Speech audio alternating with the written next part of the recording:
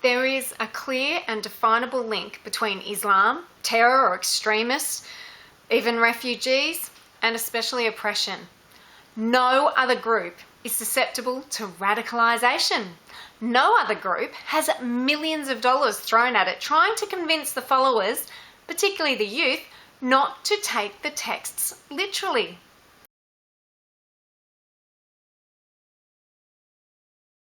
No other group has gym programs, soccer matches, AFL games specifically devoted to the young men to try and stop them from being violent towards so-called infidels.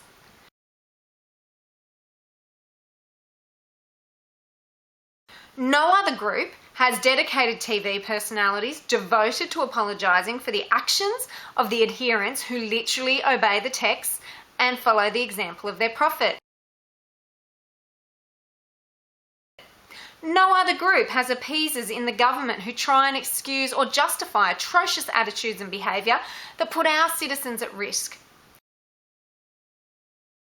No other group call a child abuser a prophet.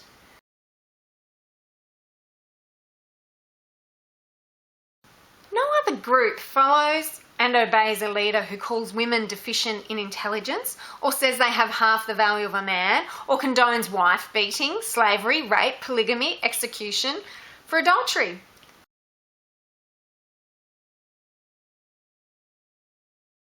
No other group so systematically oppresses women, gays, or minority groups.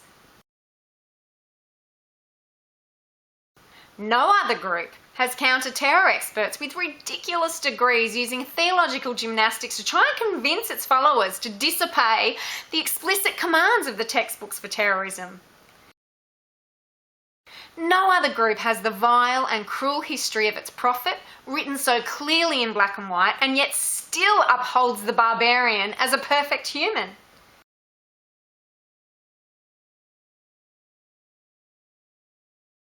No other group has the heads of security fumble around for deceptive ways to try and throw off or discredit elected parliamentarians. No other group threatens critics with isolation, rape, or even death. Well, perhaps some communist groups do. No other group resorts to terror because it is supposedly poor, marginalised, or misunderstood. No other group uses foul language, threats, and violence towards people who disagree, mock, ridicule, or criticise it.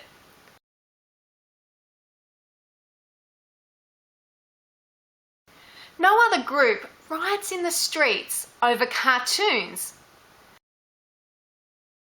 No other group has members who clearly state their motivations as being a direct result of obeying the commands, and they're members of the same group saying, "Oh no, they didn't mean that, this is what they really mean."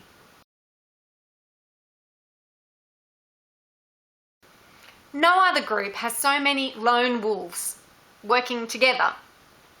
No other group has so many people susceptible to mental health issues that cause them to stab, shoot, or blow themselves up along with innocent people.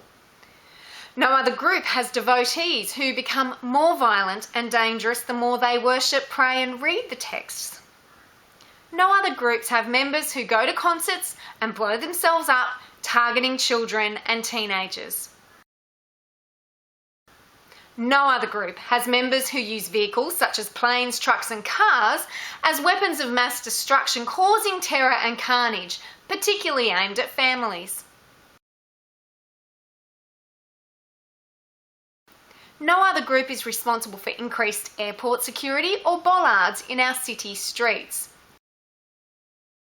Stop insulting our intelligence. This is not rocket science. Islam is the problem, and until the government and complicit media outlets start discussing the real issue, they will all have blood on their hands.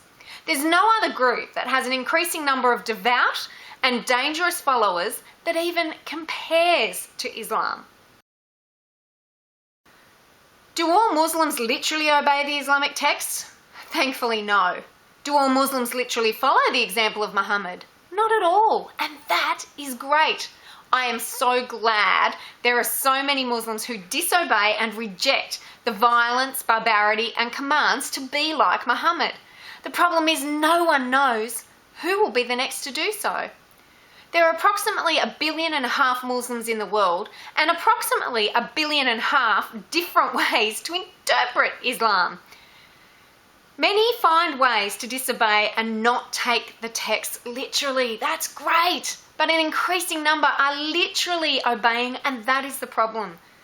And no, it's not radical Islam. It's simply Islam. And that is the problem.